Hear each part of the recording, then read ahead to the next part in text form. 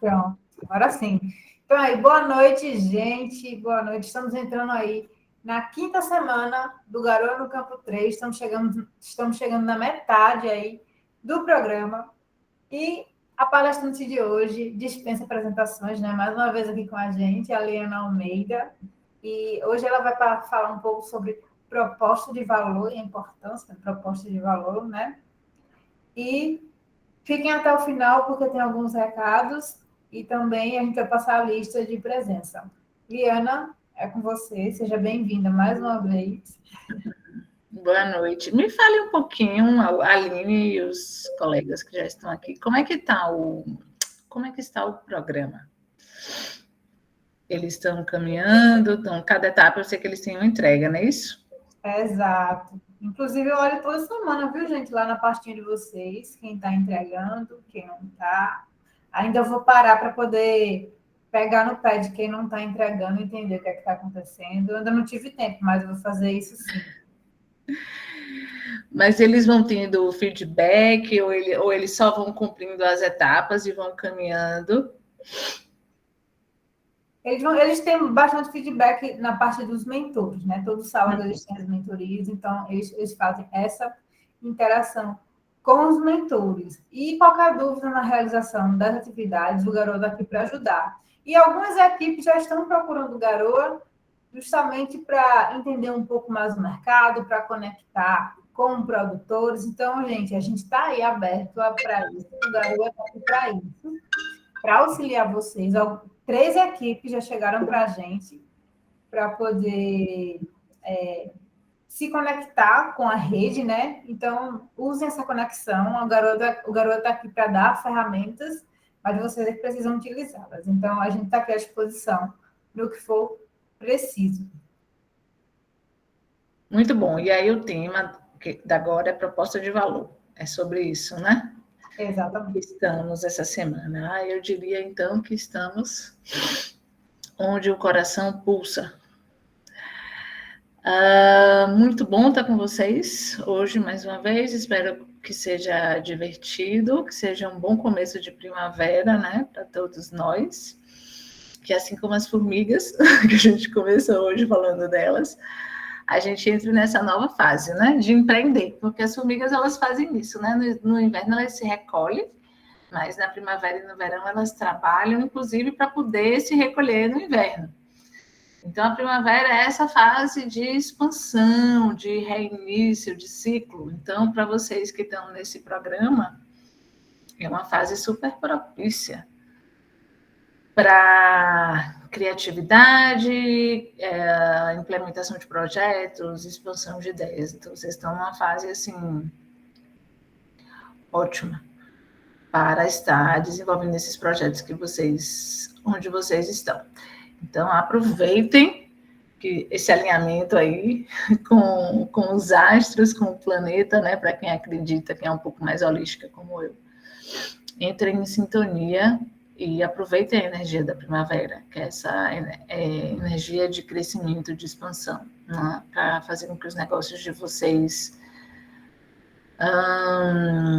brotem, né? Essas sementes, assim, vocês façam uma boa semeadora para que eles germinem, né? Brotem, germinem e cresçam aí como bons projetos para vocês e para o mundo.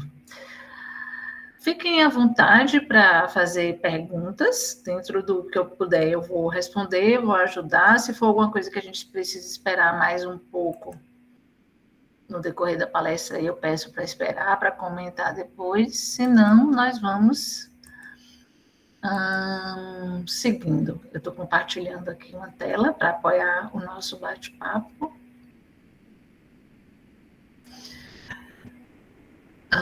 Vamos lá. A nossa caminhada de hoje. A gente vai falar sobre esse conceito de produto versus uma proposta. Né? O que é a gente ter negócios centrados numa proposta? Né? O que é que muda? Assim, muda, né? E se muda, o que é que muda? Depois a gente vai falar como encontramos valor. Porque a gente está falando aqui de proposta de valor. Então, assim, nem toda proposta ela tem valor. Então, como é que a gente encontra valor para a nossa proposta? E aí a gente vai fechar com a questão da metodologia e um pouco mais a fundo nessa metodologia que é a observação centrada no humano, que fundamenta todo esse trabalho da gente desenvolver um negócio focado no mercado, né? Que é diferente da gente ter um negócio focado em produto. É sobre isso que a gente vai falar hoje. Esse é o nosso destino, né? O nosso ponto de chegada. Então, o que é produto para vocês? Quem pode arriscar? Arriscar, sim, só compartilhar comigo o que vocês acham. Então, assim, não tem certo e errado, né? A gente poder compartilhar sobre esse assunto. Quem pode me dar uma resposta? Várias pessoas, não é limitada a uma só, não.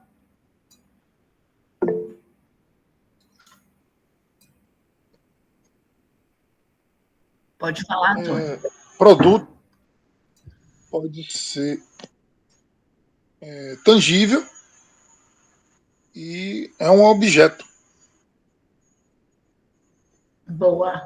Tangível e ligado a um objeto. Sim. Pode ser.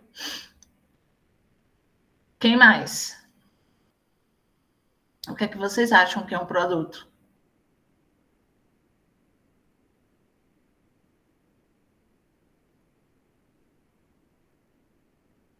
Vamos lá, gente. Tenho certeza que vocês têm alguma ideia, né? Ninguém nunca comprou nada aqui na vida? Uma calça jeans, algo que se compra, um pão, sei lá, uma pasta de dente, uma roupa, um óculos, produtos de beleza. O que é que vocês acham que é produto?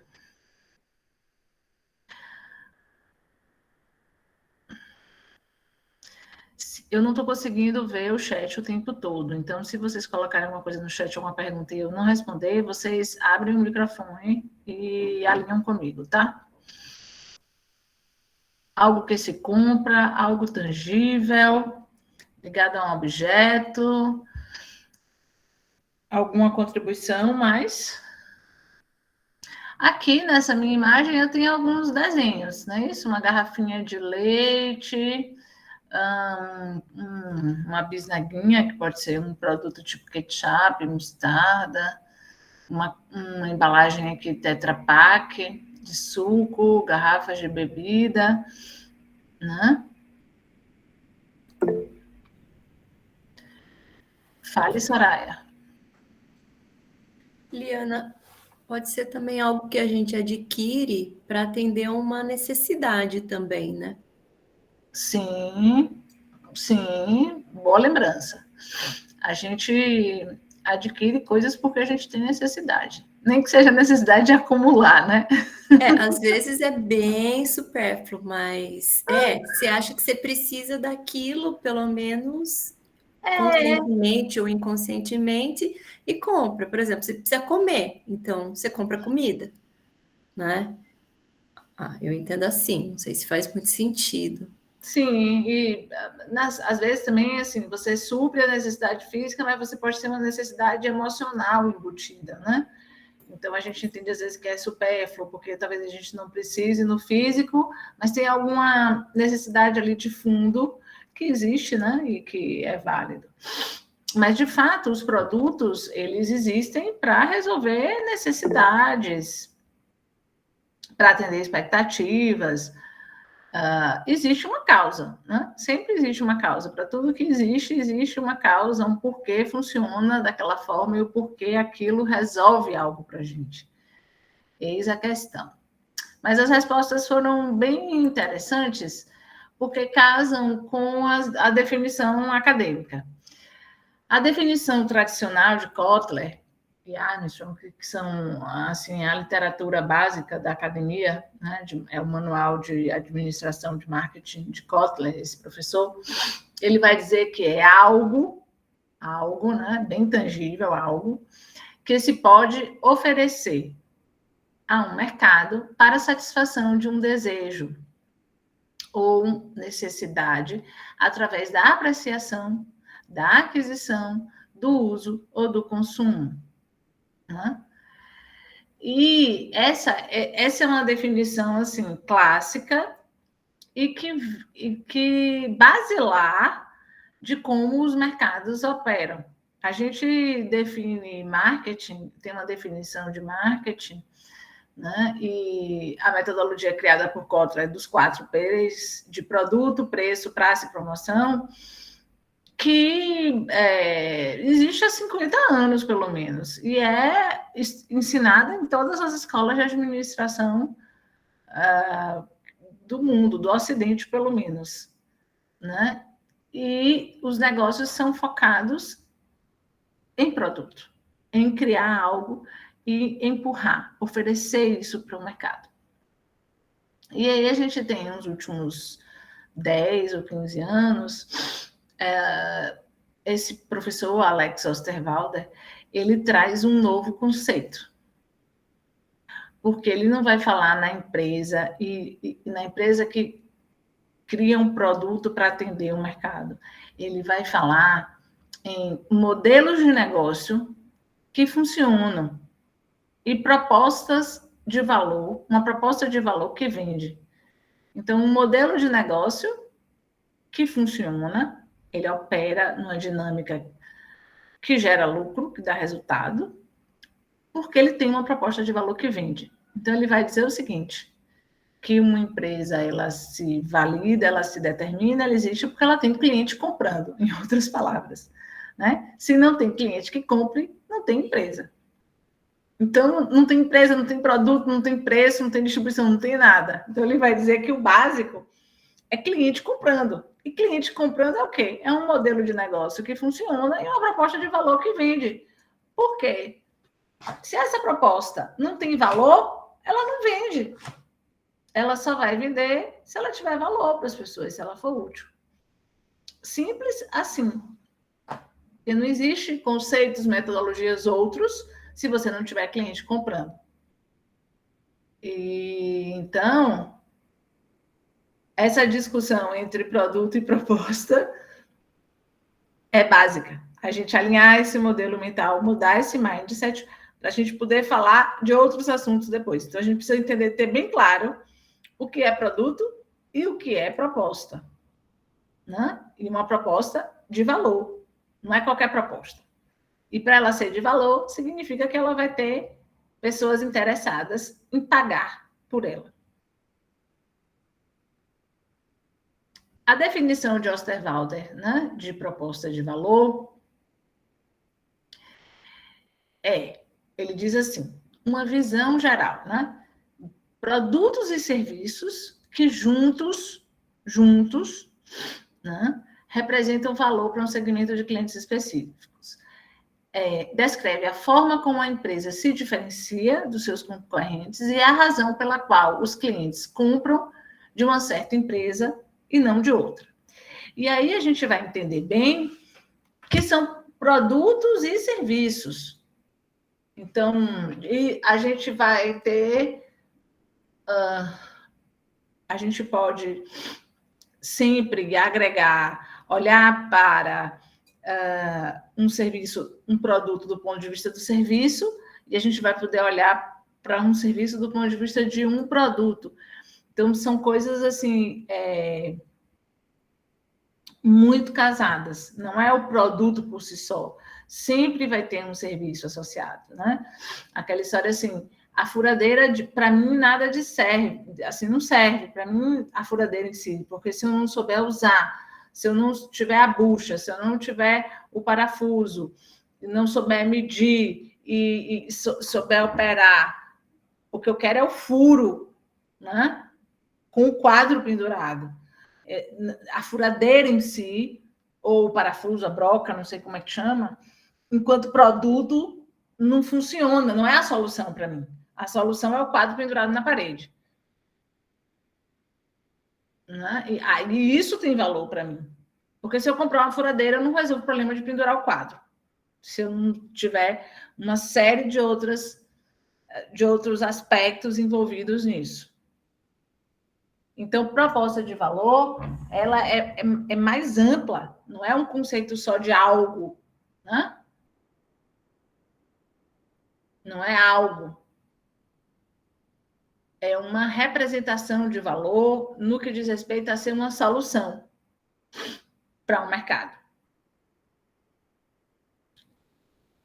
Esse é Osterwalder, né? E ele vai dizer que o design de negócios, né, é uma atividade de tornar ideias, insights de mercados e evidências em propostas de valor concretas e modelos de negócios sólidos.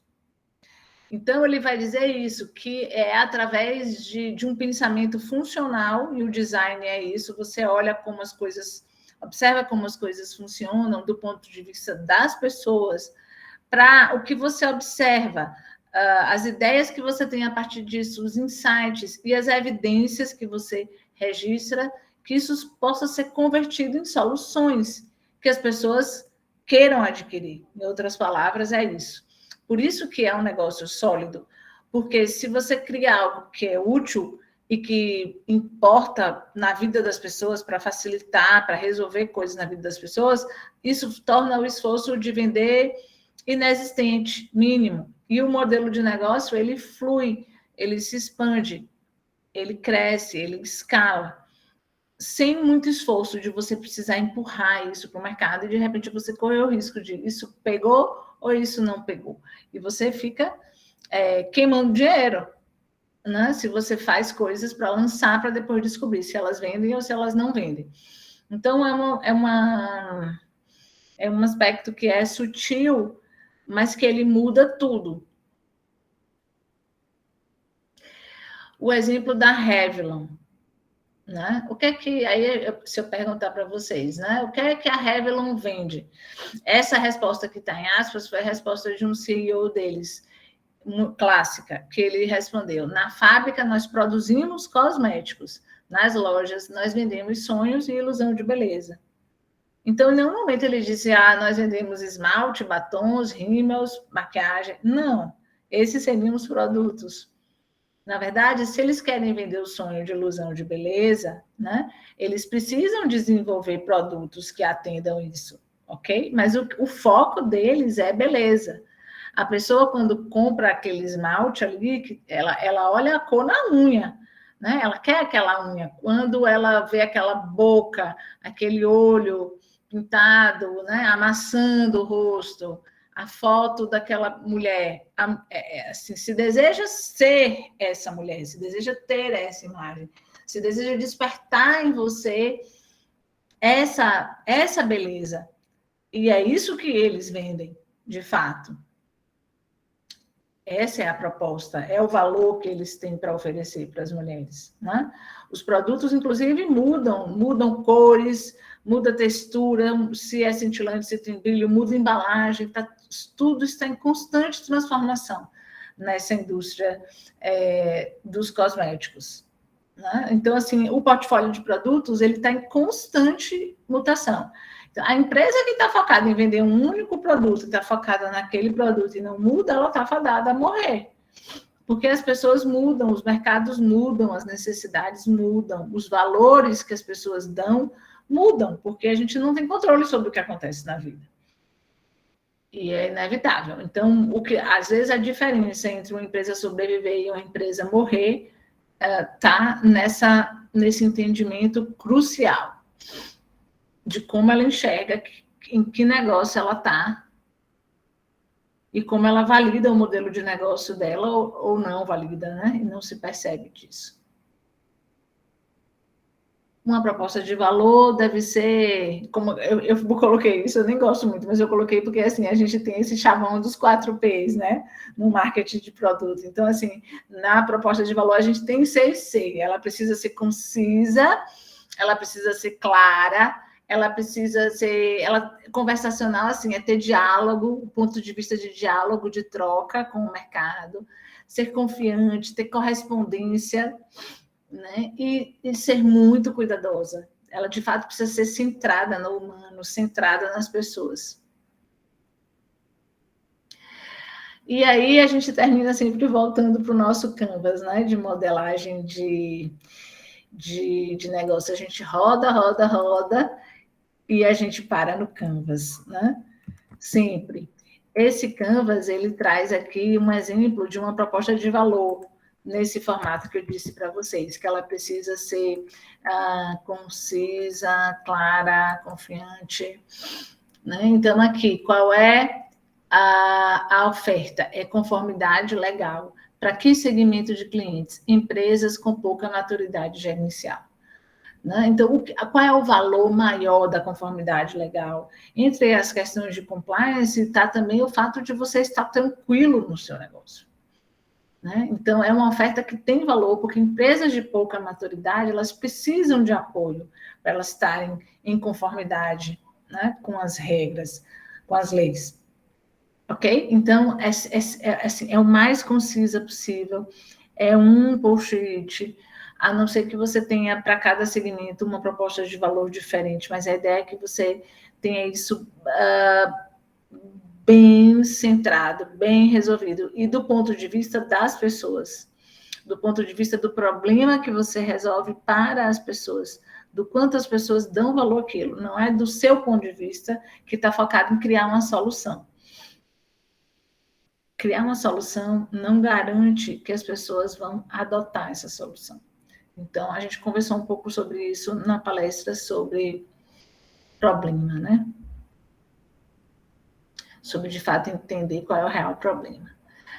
E aí, então, a gente sempre volta para o Canvas, porque não existe proposta de valor dissociada, como a gente fala de produto, que é algo.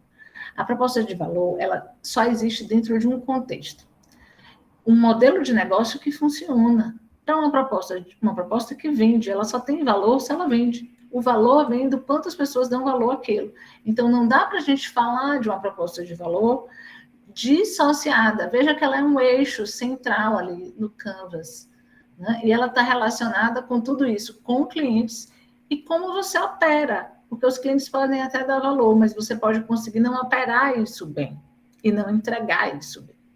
Então, a proposta de valor, ela não existe dissociada de um modelo de negócio. E é sempre aquela questão que eu falei para vocês, da balança. Se você tem um eixo principal, que é a proposta de valor, do lado direito a gente tem esse eixo que gera receita, porque são os clientes que se relacionam e compram através dos canais. E do outro lado, a gente desenvolve atividades e recursos para fazer essa operação desse negócio acontecer, temos parceiros que nos apoiam, e isso gera custo. E receita menos custo tem que dar um resultado positivo. Então, é sempre essa balança dinâmica e essa busca por construir, por alcançar esse equilíbrio, né? Um equilíbrio que eu chamo assim de equilíbrio dinâmico. E o primeiro passo é a gente encontrar o fit entre a nossa hipótese de proposta e entre os clientes validarem e dar valor, transformando isso numa proposta de valor. O primeiro processo de validação é esse. Só depois disso, a gente vai pensar no resto do nosso modelo de negócio. A gente precisa buscar esse encaixe. E aí, é a velha história. Quem nasceu primeiro, né? O ovo ou a galinha? A gente tem uma proposta primeiro, para depois encontrar os clientes que dão valor, ou a gente primeiro encontra os clientes, para depois criar uma proposta e descobrir que ela tem valor. Isso é um processo de iteração, tá? É uma coisa que acontece concomitantemente. Porque um lado, ele alimenta o outro lado, como duas faces de uma moeda. São duas faces, mas uma face não existe sem a outra, porque, de fato, elas se complementam para ser a moeda. Né? Então, você precisa criar valor, esse é o job, esse é o trabalho a ser feito, é a tarefa a ser desenvolvida, e a gente precisa observar os clientes. Essa é a parte, assim, mais sutil, mais desafiadora. Por quê? Porque a gente não pode supor sobre os clientes. A gente não pode se apaixonar pela nossa solução e impor aos clientes o que a gente acha que deve ser feito. A gente precisa observar com distanciamento, com empatia, sem julgamento. Esse é o nosso grande desafio, eu diria, e grande aprendizado, né? Enquanto designers de negócios, enquanto empreendedores. Vamos assistir um vídeo, tá?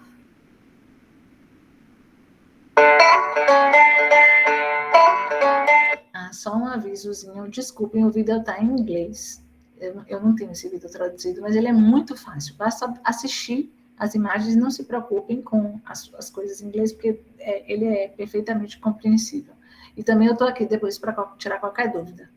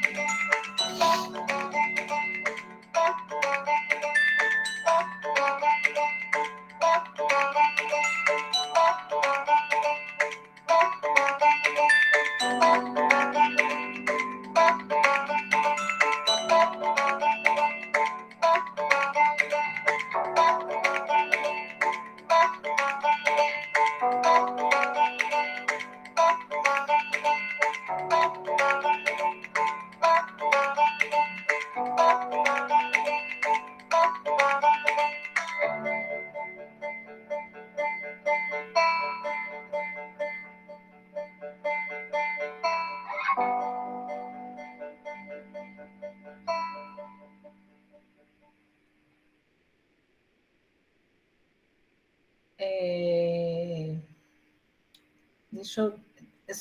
ficou claro para vocês o que é a PillPack, né? Assim, uma farmácia simplificada.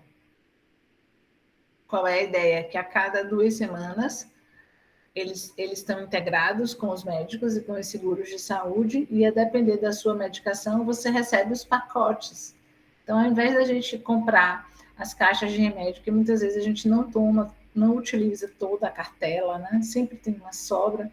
Aqui, e a gente... Isso é um problema, porque isso gera resíduo, tem que descartar em lugares adequados, riscos de você descartar e alguém fazer um consumo inadequado, fora de recurso, a gente compra, gasta dinheiro e não tem necessidade muitas vezes, né?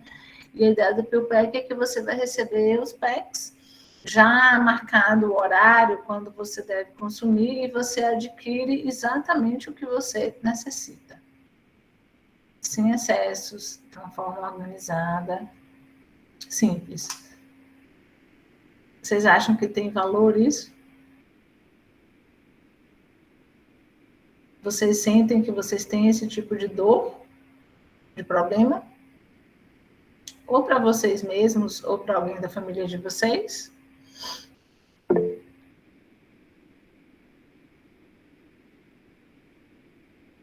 Vamos lá, Antônio, pode responder. Desculpe, não seria uma resposta a que a senhora fez a pergunta. Uma dúvida que me surgiu aqui agora sobre a conceitualização do produto. Eu falei que o produto é tangível. Quando nós pensamos, traduzimos o nosso pensamento para um mundo da eletrônica, né, o mundo da informática, nós temos virtualidade.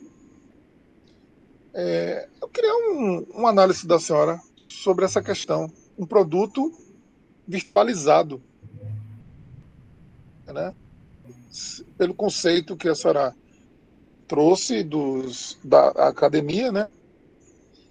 Eu fiquei aqui na dúvida. Dúvida não, me surgiu essa pergunta. É o mesmo raciocínio, porque a gente usa como produto algo, mas, na verdade, é o que você oferta. Então, por exemplo, um bilhete de cinema é um produto, apesar de ser um serviço, porque você consome, né, o filme na hora que você assiste.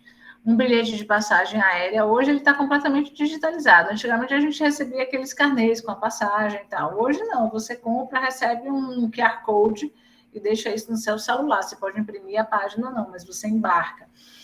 Você faz um seguro de automóvel e você recebe um PDF com a apólice daquilo. Então, os produtos digitais, eles têm o mesmo conceito de produto, é algo, continua sendo algo. A questão aqui, por exemplo, você não vai comprar a caixa do medicamento, mas você vai receber todo um serviço, porque eles têm uma plataforma que está integrada com a plataforma dos seguros, dos médicos. Na hora que o médico faz uma receita para você, eles recebem isso digitalmente. Você entra na plataforma, digita a sua senha, faz o seu pedido, eles montam o pack, entregam na sua casa. É um misto de serviço e de produto. Não é só a venda da caixa do remédio. Entende? Então, a questão do produto, se ele é digital ou não, o produto ele pode ser tangível, ele pode ser intangível também. A gente está falando de uma forma mais conceitual do que ele representa. A diferença de você pensar numa proposta de valor e você pensar só em algo que você está vendendo. Certo. Entende? Pode ser virtual ou tangível. Se for virtual, o virtual ele pode gerar um produto tangível, né? Mas necessariamente você pode ter produtos intangíveis que não são digitais, que foi o exemplo que eu te dei. Você ia a um cinema, você fazer uma massagem, você está comprando algo que não é tangível, é intangível, você consome, você usa no ato do consumo, e não é tangível. Ok. Então, você tem produtos que são tangíveis, a grande maioria, mas você tem produtos intangíveis também. E eles continuam tendo esse conceito de produto. Não tem o conceito de você olhar mais amplo, como um modelo de negócio que funciona e uma proposta que tem valor para o mercado. Porque quando eu fabrico um remédio e vendo uma caixa com a cartela de 24, eu estou fabricando o remédio, eu pesquisei, criei a patente, fiz a caixa e vendi. Era melhor que essa caixa tivesse 6, tivesse 12, 18, 24? Não, provavelmente ela tem 24 por uma conta minha da indústria, que é interessante para mim, na minha planilha de negócio lá de insumos. Eu cheguei nessa coisa, e eu vou ter a patente 20 anos, só eu vou vender mesmo, então eu vou vender essa caixa assim, porque as pessoas não vão ter nem como comprar outro. Não se tinha esse conceito de, vamos ouvir o mercado, como é que as pessoas compram? Como é que as pessoas tomam esse remédio? Como é que os médicos receitam isso? O que é interessante para as pessoas? Não tinha esse paradigma. Entende a diferença? Por isso que eu perguntei aqui. Quem toma remédio, e remédio com uso frequente, se tem alguém em casa, né? Tem essa questão. Ou às vezes você tem um problema, você vai na emergência, tem uma infecção urinária, por exemplo, uma doença de emergência. O médico vai passar uma caixa de antibiótico. Se você vai tomar metade da caixa ou vai passar uma caixa de um analgésico. Dificilmente você vai tomar a caixa do analgésico inteira. Isso vai para sua gaveta depois, o resto. Eu não sei vocês, mas assim, é uma realidade que eu particularmente me identifico, porque eu tenho uma gaveta de remédio de sobras. E que depois você tem que ficar constantemente olhando se aquilo já passou da validade ou não para você descartar. Né? Você vai comprar um envelope de analgésico, vem 4. Por que vem 4? Porque vem 4, a gente compra com 4. Né? Mas, assim, enfim, nunca houve um processo de entender isso, né? A gente está vivendo essa transformação agora. E esse é o trabalho do design, né? Do design de negócios. Aí, uma coisa que eu quero perguntar a vocês, então, também. Vocês acham que tem informação nessas indústrias? Qual inovação vocês diriam que está acontecendo? Na indústria de entretenimento, na indústria de música, hotelaria. Vocês acham que houve alguma mudança? Transporte pessoal, no varejo, na área financeira.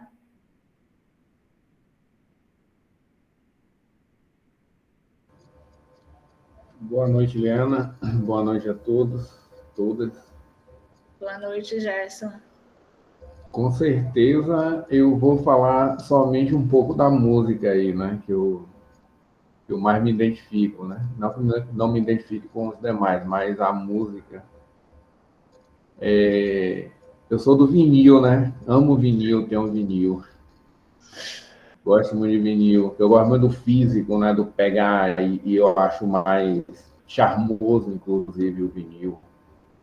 E a própria questão da musicalidade, enfim, de você conseguir ouvir os estéreos, as músicas e tal, porque o CD, quando ele chega, ele dá uma uniformização na música. E quando você tinha o início, você tinha no máximo que 20 canais, alguma coisa, depois com os CDs já passou a mais ou menos 150 canais, então o cantor que você compra o CD, quando você chega lá e vai no show, você, meu Deus do céu, ele não canta nada, ela não canta nada, enfim. Né? Tem isso também. E hoje você não há necessidade de você comprar nada físico, né? Você escuta nas plataformas. Grava-se hoje, no outro dia você já escuta, ou às vezes até no mesmo dia você já está escutando nas plataformas de streaming. Então, ou seja, houve uma mudança radical em que chega-se a mais pessoas e você vende apenas uma música. Você não vende um CD inteiro, não vende um disco inteiro, você vende apenas uma música. Né? E você vende para milhões de pessoas em um dia. É um negócio assim estratosférico, é um absurdo. Você paga por um serviço e você não compra música nenhuma, né? Você tem um serviço da música exatamente.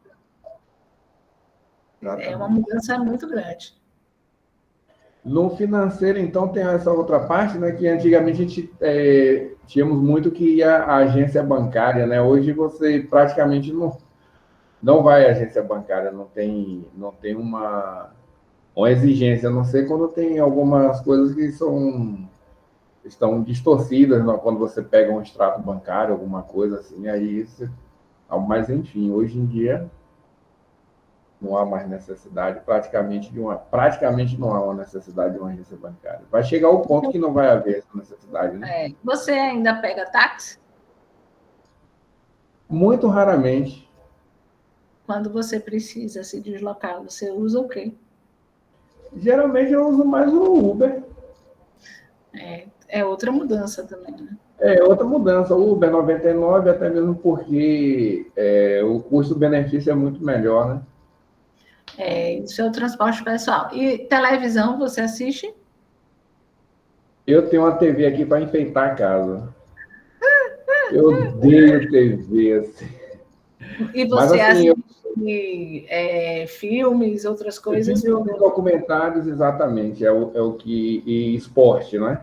Esporte, eu acho que eu só não assisto, assim, cricket, né? Mas o resto, assim, que for de esporte, tênis, vôlei, basquete, principalmente, que eu adoro basquete, futebol, tênis, enfim, tudo, eu assisto de tudo. Karatê, judô. Isso, enfim, você tudo. vê, então, nessa indústria do entretenimento, uma mudança? Sim. A gente tem... antigamente você só tinha os canais abertos, depois você passa a ter uma gama de canais fechados e depois você tem uma série de TVs, né, fechadas, né? E hoje você já tem essas grandes indústrias do entretenimento, como a Disney e outros aí que já estão com as suas plataformas, né, os canais, exatamente, extremamente acessíveis, e você tem a oportunidade de ver e rever várias coisas que você já assistiu antes no cinema e você está assistindo em casa também. E no varejo, você tem comprado eu só compro pela internet, já tem 10 anos. Tem 10 anos que... Você começou sua fala dizendo que só ia falar da música, e a gente já falou de todas essas indústrias. Foi me perguntando, eu não posso fugir da pergunta, né? Para mostrar para você o quanto isso mudou e quanto isso está entranhado na nossa vida. Porque foram coisas muito recentes, mas que geraram muito valor para a gente. E essas coisas não têm foco em produto. Elas têm foco em gerar alguma solução para a gente. Veja que a gente não falou nada de produto, a gente falou de forma de consumo. Isso, eu comprei, eu fiz uma compra de sexta para sábado, na madrugada, 1h30 da manhã eu fiz uma compra, e na terça-feira à tarde, ontem à tarde eu recebi, 1h da tarde eu recebi. Quer dizer, não me desloquei e recebi o produto do jeito que eu queria, fiz a escolha, sabendo que era o produto, enfim. E assim, olha a velocidade que se tem, né? Se eu fosse numa loja, eu poderia encontrar, sim, o que eu queria, mas talvez não o meu número. E E aí também você com fica... informação, porque às vezes o vendedor não tem clareza, não tem os detalhes, né, da informação. Isso, exatamente. Então, assim, fica claro aí, bem claro, assim, nosso diálogo mostrou muito bem isso, né? Que a gente não estava falando de produtos, a gente estava falando de algo que começou a funcionar na nossa vida diferente, porque tem valor, né? Você vê que mesmo a música, a gente gostando do vinil, porque o vinil tinha o seu valor, mas o que se oferta hoje tem outro tipo de valor também. E por isso que a gente termina consumindo dessa forma. E aí, Apesar de que, hotelaria. só fazendo uma ressalva, né, professor? Apesar de que na época do vinil a gente não tinha tanta coisa ruim como se tem hoje, me perdoe, mas eu sou muito crítico com relação a essas coisas hoje que são lançadas, pelo amor de Deus, o que é não, isso? e tem uma coisa também que é. Depois eu vou passar para você, viu, Antônio José? Mas só para falar, tem uma coisa também, assim, esse excesso da disponibilidade da música tirou uma certa habilidade nossa, um certo charme, assim, porque como a gente tinha pouco acesso, então quando a gente ia num show, era um bálsamo para a alma, né? Que era para parar para ouvir ali aquele artista, porque a gente não podia fazer aquilo todo dia. Os CDs também, ou vinis, eram caros. Então a gente tinha a radiola em casa, mas tinha uma questão física limitada, de não comprar tanto disco e de não armazenar isso. E esse charme de ir a um show, né? E isso, como tinha toda essa escassez, o acesso a isso era um deleite para a nossa alma. E isso se perdeu, porque hoje a gente não tem mais escassez. A gente tem um excesso de abundância, porque se você paga um serviço de streaming de música, é uma abundância de música 24 horas por dia. Então, assim, a gente, se vai ter um show ou não, a música está ali muito fácil, muito disponível, né? Então, isso, de certa forma, também privou uma parte da nossa capacidade de se concentrar e de deixar a gente num estado de flow, né? Que se chama hoje esse estado de concentração, de imersão, de deleite, de apreciação. E no caso da música, isso é extremamente benéfico para o nosso cérebro, porque isso equaciona as nossas ondas cerebrais. E o que a gente está vendo é uma sociedade que está caminhando para o burnout, para o esgotamento, porque a gente pensa demais, a gente fica mental demais, é estímulo demais, é excesso demais. E isso não é bom para nós, seres humanos, né? Então, assim, mas eu não estou entrando nesse mérito aqui das perdas. Eu preciso focar nessa coisa da gente entender que a grande revolução agora está nesse conceito da proposta de valor e de como a gente desenhar um modelo de negócio que funciona e deixar de ter um foco só no produto, ok? Mas tem essa discussão nossa aqui, tem pano para manga, viu? Diga, Antônio José. A senhora não abordou a parte da hotelaria, mas já mudou o slide. Tem o nosso amigo e famoso, o BNB. Isso. Eu não falei, né? Você tem razão. O Airbnb. E tem uma coisa do Airbnb, que é da disponibilidade dos quartos, né, nas residências, e eles lançaram também esse conceito do turismo de experiência. Você vai para a casa da pessoa e se hospeda, e a pessoa oferece um curso de culinária, ou a pessoa vai passear com você na cidade, porque a pessoa é um residente local. Eu achei isso também sensacional, essa coisa do foco na experiência, né? Então, é isso que a gente estava falando. A Netflix, ela não matou a Blockbuster, mas ela nem o aluguel dos DVDs, mas ela olhou para resolver a nossa dor das multas por atraso, né? Tudo começou assim, das multas, a gente pagava mais multas de atraso na entrega do DVD do que pagando pelo aluguel do conteúdo em si. E o foco é o conteúdo. Tanto que a Netflix evoluiu para uma empresa de streaming e agora está evoluindo para uma empresa de conteúdo, porque o foco não é pagar multa. E antigamente o foco era pagar multa. Né? É muito equivocado isso, às vezes. Porque, por exemplo, o banco ganha dinheiro quando a gente fica endividado no crediário. Então, o foco não é em nós temos uma boa gestão da vida financeira. O foco é a gente estar devendo, porque a gente está usando o limite e está gerando dinheiro para o banco. Então, a questão de você ter negócios focados no produto é que os negócios não estão focados nos clientes.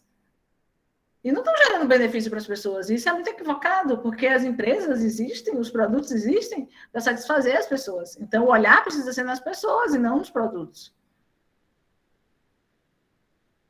Bingo, é isso. A gente poderia terminar a palestra aqui agora.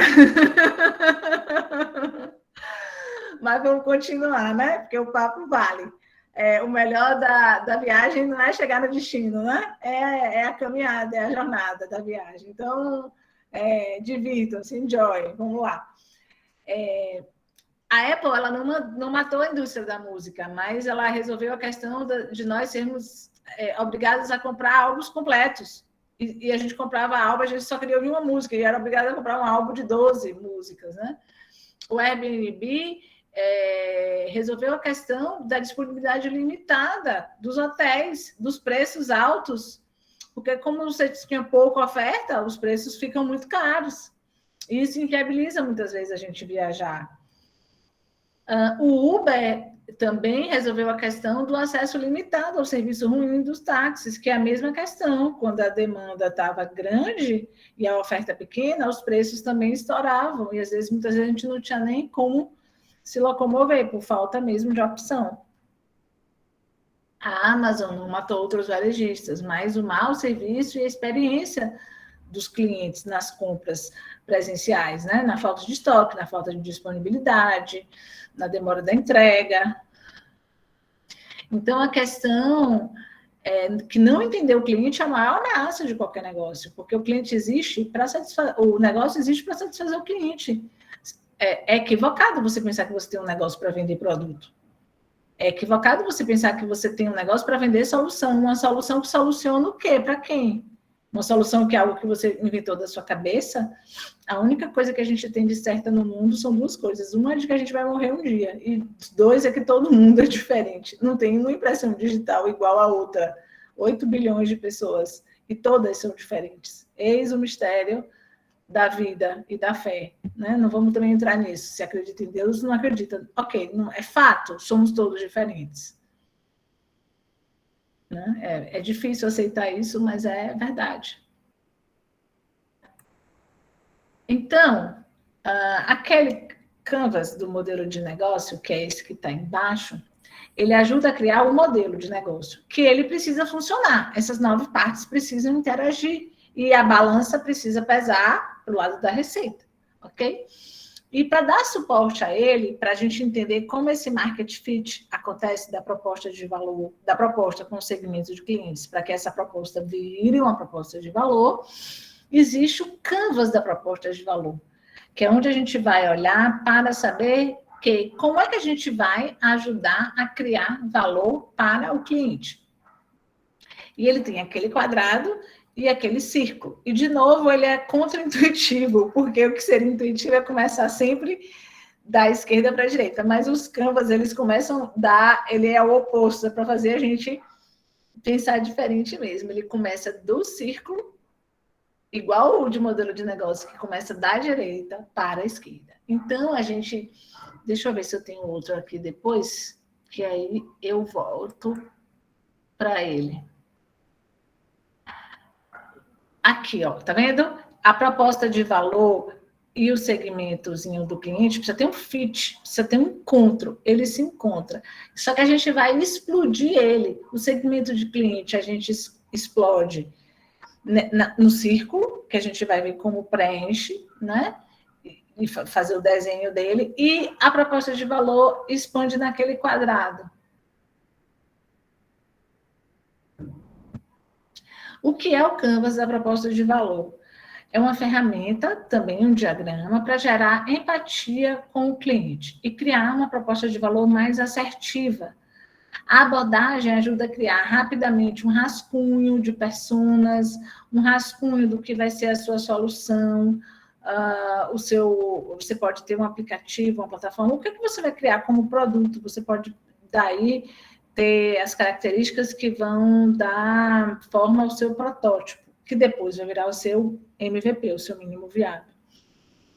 E essas soluções são diretamente ligadas às dores que o cliente tem hoje, os problemas que ele tem, aos ganhos e às tarefas que ele desenvolve quando ele está desenvolvendo aquilo, né? Aquela situação. Então, você vai desenvolver um negócio que vai gerar você quer resolver, sei lá, uma situação, como as pessoas vão lavar roupa fora de casa. Então, como é que não tem lavanderia, vamos supor, aqui nesse município, nesse bairro? Qual é a tarefa? Como é que as pessoas vivem, elas usam roupa? Como é que elas resolvem o problema de lavar a roupa delas hoje? Então, isso é o campo de tarefas. Quais são as tarefas que o cliente desenvolve hoje para resolver aquilo? E aí tem dores, porque isso, desse jeito que ele faz hoje, dá problema, mas também tem ganhos, porque se não tivesse algum ganho para ele, ele não faria aquilo. Ele só faz daquele jeito, com os problemas que tem, porque resolve para ele de alguma forma. Então, quando a gente observa cliente, a gente precisa descobrir o quê? Quais são as tarefas, o passo a passo do que ele faz, o que é ruim naquilo, que não torna aquilo para ele ideal, ou às vezes não é nem ruim, mas poderia ser melhorado. E quais são os ganhos? Porque se ele faz aquilo, ele gasta dinheiro para resolver daquela forma, algum ganho para ele tem. Tá? Então, essa bolinha aqui do lado direito é o primeiro dever de casa. É isso que a gente tem que descobrir. É esse lado aqui da direita, que é o lado de observação. A gente não julga, a gente não supõe, a gente não opina, a gente não acha bom, ruim, nada. A gente observa, a gente aprende, a gente tem empatia com o cliente. Para quê? Para quê? Para a gente entender o porquê ele faz aquilo desse jeito que ele faz hoje. E descobrir o como ele faz também. Aí, depois, a gente vai para o lado direito, que é desenhar, por isso que tem ali design, desenhar a nossa proposta de valor. Significa que o equivalente ao trabalho a ser feito, né? Por que ali no lugar de tarefas está escrito trabalho a ser feito? Porque a gente vai entender as tarefas que o cliente faz hoje para a gente desenvolver produtos e serviços que substitua a forma como ele faz hoje. Por isso que a gente descobre aqui nas tarefas do cliente, a gente observa como ele faz, mas o nosso trabalho qual é o job to be done, qual é o trabalho a ser feito, desenvolver uma nova forma dele fazer. Que é isso que é o nosso negócio, a solução que a gente vai implantar. Então, a gente define os nossos produtos e serviços baseados no hoje do cliente. Os ganhos dele, ou as expectativas de como seriam ter ganhos, é o que vai gerar os nossos criadores de valor. E as dores dele é o que vai gerar o nosso analgésico. Porque se ele tem uma dor de cabeça, a gente vai vender uma Novalgina para ele. Mas lá em cima, se ele já deita e bota um balde de gelo na testa, se a gente quiser manter isso, quando a gente cria valor, a gente precisa entender que quando ele tem dor de cabeça, a cabeça dele esquenta e ele precisa resfriar. Então, a gente considera isso como um valor a ser mantido, ou a gente substitui por algo melhor. Em vez de ele pegar uma coisa de gelo, de água, que vai respingar na testa dele, a gente pode inventar uma pomada que resfrie, sei lá, ok? Mas a gente considera aquele ganho que ele tem. Então, um é reflexo do outro. Um a gente observa, coleta, aprende, se esvazia para beber dessa fonte, depois a gente transforma isso e desenha a nossa proposta de valor.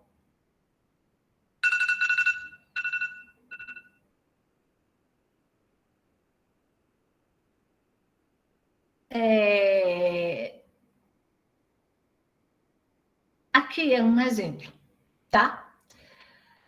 Um exemplo de um canvas de proposta de valor em que a proposta dele final é criar uma prancha, um skate acoplável ao carrinho de bebê, para o carrinho de bebê ficar móvel. Eu não sei, aqui só tem o canvas da proposta de valor, eu não sei exatamente qual é o problema, nem é o modelo de negócio.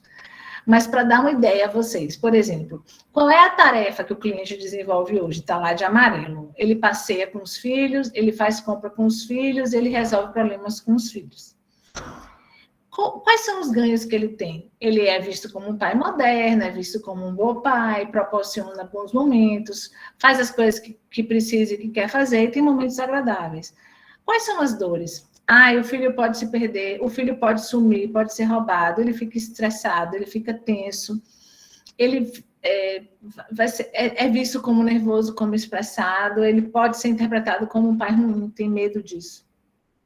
Então, dessas dores, quais são os analgésicos que ele cria? Ter mais controle da situação, ser visto como um bom pai, ter os filhos à vista. Dos ganhos que ele tem, o que é que ele mantém? Passeios agradáveis, ser descolado e uma diversão para o filho, né? Ser uma diversão maior para o filho, porque isso, inclusive, vai entreter o filho dele quando ele estiver com o filho. Então, qual é o produto e o serviço que ele desenvolve? Uma prancha de skate acoplável. Aqui está bem resumido, porque, na verdade, se você for fazer, por exemplo, um aplicativo, ele poderia ter alguns atributos a mais. Mas veja que a relação entre o que é tarefa e produto, entre o que é dor, que vira analgésico, e entre o que é ganho e vira um criador de ganho. Então, tem sempre essa relação no canvas da proposta de valor, de um lado com o outro lado. Fundamental é o processo de observação, que é onde a gente começa aqui. A observação centrada no humano, né? O que é isso? Vamos ver um vídeo. Acho que esse vídeo já está aqui.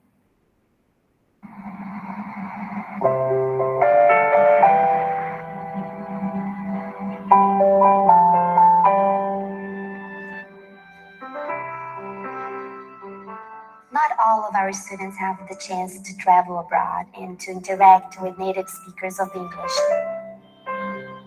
What our students really want is to speak English fluently, and we're always asking ourselves, how can we make it more real, more human?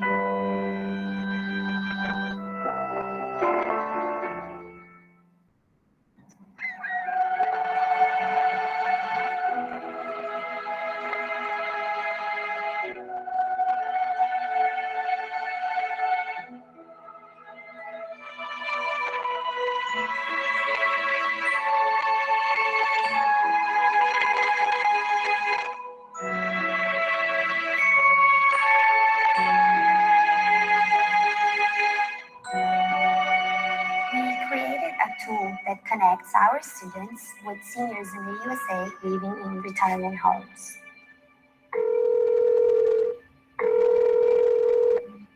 Hello. Listen. Heidi, can you hear me? Yes, I can. Can you hear me? How are you today? I'm good. How are you? It's the first time that I'm talking with someone from another country. I'm very excited to be doing this. I look like I'm only 25, but I'm 88. Do you have sisters and brothers? No, I'm one child. Only one? Oh, you poor fella. I'm with my old brother. He has 23 years. Do you know, instead of saying he has 23 years, you could say he is 23 years old. I tried to go to Lollapalooza that we have next week, I think, in Brazil, but my mom didn't let me. You got a good mom.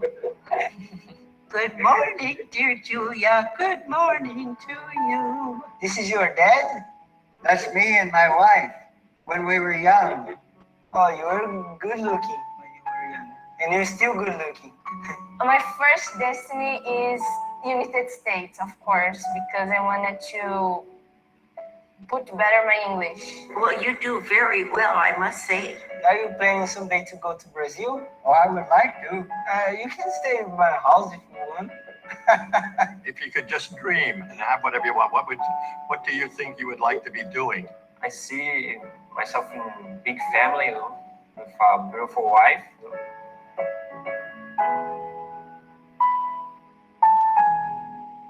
I want to thank you for this change of experience, You are incredible. Obrigado. You are my new granddaughter. And I love you. I love you too. And if you were here, I would give you a big hug. Oh, yeah, let's hug. Oh. Bye. Bye.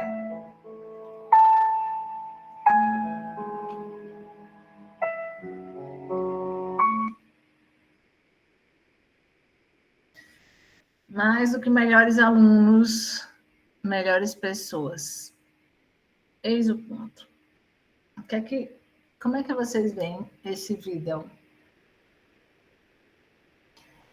Vocês acham que essa solução é centrada no produto curso de inglês? Ou em alguma necessidade?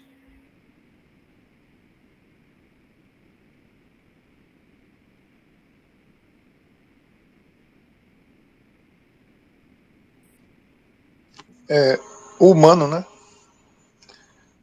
Sendo revisto. A nossa sociedade,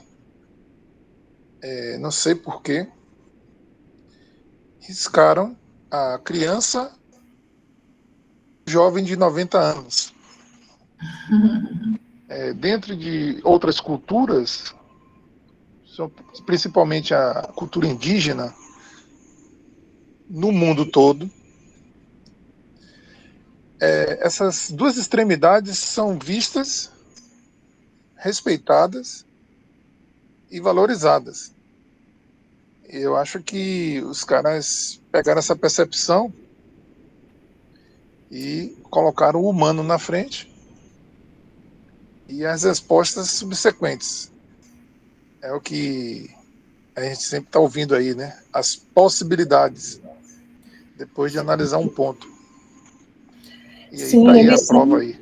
Eles são uma escola de inglês, ok? Que tem como segmento de cliente os alunos. Então, eles podem dar aulas da parte didática, fazer atividades, fazer exercícios, mas tem um ponto que é a conversação. Então, há uma necessidade dos alunos de exercitarem essa conversação, por um lado. Por outro lado, você trouxe essa outra necessidade da gente olhar os idosos também como pessoas aptas, úteis, capazes e com valor, né? E aí, o que é que eles fizeram? Uniram esses dois lados. O foco não era a venda de curso de inglês, mas o foco foi gerar solução para os alunos. Porque eles são uma escola que precisam vender. Na verdade, eles não precisam vender curso, eles precisam que os alunos aprendam bem. Vocês concordam nisso? Né? Eles precisam que os alunos aprendam bem, falem bem. Se for uma escola em que os alunos se capacitem bem, eles vão ter sempre alunos. Então, o foco não vai ser vender mais curso, não vai ser meta de vender curso. O foco é que os alunos realmente tenham uma boa experiência de aprendizado. E aí, como resolver as limitações desse aprendizado? Uma delas é como gerar oportunidades de conversação com pessoas que têm o inglês nativo. É uma mudança muito sutil de percepção. É como eu tenho um objeto aqui, né? Vocês estão vendo o fundo dele, e eu estou vendo a tela. É o mesmo objeto, só que nós estamos tendo perspectivas diferentes. Se a gente pode girar ele e olhar por outras perspectivas, tanto eu amplio a minha perspectiva, como vocês ampliam também. Porque a gente vai ver outras facetas da mesma realidade. E quando a gente fala que em proposta de valor, é exatamente essa experiência. É ter uma outra perspectiva dos negócios.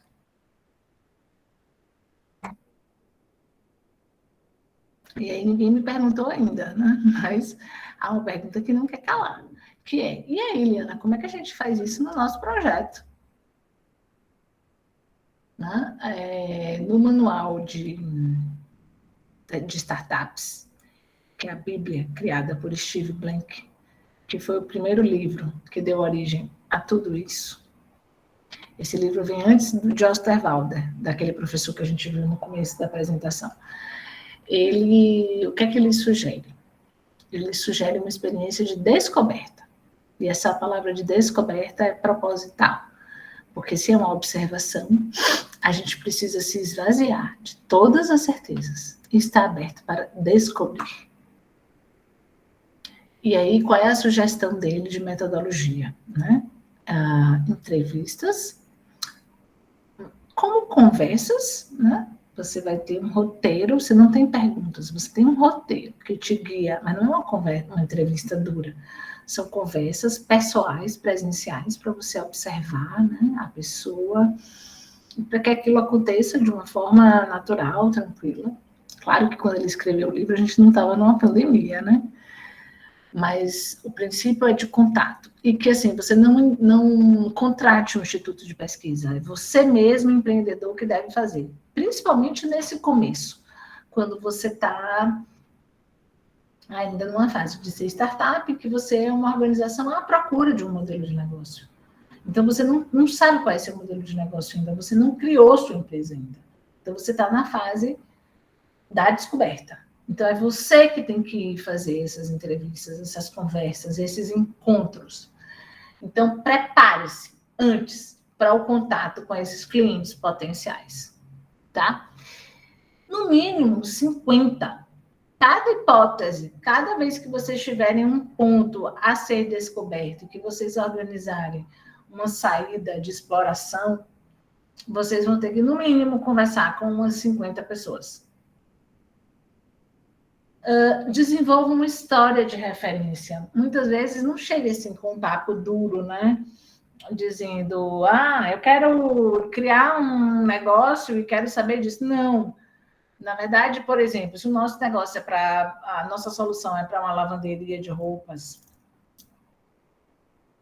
e você vai conversar com as pessoas, e vai criar algum contexto. Sei lá, estou fazendo um trabalho de faculdade, estou fazendo uma pesquisa de entendimento, mas eu queria saber assim, como é que você lava suas roupas? Você mora sozinho? Mora em família? Você lava roupa como? Estende onde? É um problema para você lavar roupa? Então, você vai conversar para descobrir como é que aquela pessoa resolve essa questão de lavar as roupas dela hoje. Porque você não pode... A ideia é que você não interfira. Porque se você disser que já quer criar algo e tal, ela vai se enviesar pela sua solução. E a ideia não é essa. A ideia é você saber como as pessoas lavam as roupas. Se elas têm onde estender, não tem. Se já lava e seca junto. Se ela lava fora, se ela não lava. Se ela paga alguém na casa dela. Se ela mesmo que lava dentro do chuveiro. Se ela junta. Ou se ela lava pouco todo dia. Ou se ela acumula uma semana, 15 dias, um mês e lava. Whatever, assim, qualquer coisa. O 4, né? Comece o processo de agendamento de reuniões. Se você vai marcar, se é uma coisa mais formal, então você precisa, coloca uma meta. Se eu quero fazer 50, eu vou fazer 10 por dia, eu vou levar 5 dias. Se eu fizer 5 por dia, eu vou levar, em vez de 5 dias, 10 dias. E você liga, você agenda, a princípio você pede 15 minutos, você diz que é uma conversa rápida. Por quê? Se essa conversa se estender, você já descobre que é o interesse da pessoa por aquele assunto. E geralmente, quando a conversa fica interessante, a pessoa fica 20, 30, 40, 50 minutos, 1 hora. Mas, de fato, foque em tempos menores, senão as pessoas não vão se disponibilizar. Ou também você pode ir a um lugar, a uma praia, um shopping, uma universidade, em que as pessoas que estejam ali são o perfil de público que você quer e você faz uma abordagem. Aí você não vai marcar horário, né? Você tem que ver que horário você acha que tem mais pessoas transitando e você vai fazer uma abordagem direta. Atente para a diferença entre movimento e ação. Então, nesse caso, é porque ele diz assim, que muitas vezes os empreendedores se perdem tanto em tantas coisas para fazer, que não chegam ao objetivo final. Então, você precisa saber o que é que você quer descobrir, para que você vai fazer aquelas interações, Quantos você vai fazer? Bote uma meta por dia e faça. Então, movimente-se e finalize a ação. Não fique só no movimento perdido e passe 5 dias e você não tem, de fato, conversa nenhuma feita. Deixe que os clientes falem, não você. Você precisa fazer perguntas inteligentes, mas precisa ouvir as respostas. Então, os clientes que precisam falar. Entenda como eles resolvem o problema, a situação hoje. Que pode ser que nem para eles nem seja um problema. Você tem, na verdade, uma hipótese. O que você quer é descobrir. Então, entenda. Faça uma pergunta tipo assim, com uma varinha mágica, o que você mudaria imediatamente nessa situação? Se você pudesse resolver ela ficar ideal para você, como seria? Recolha informação sobre tudo. Depois você junta essas informações e classifica os dados.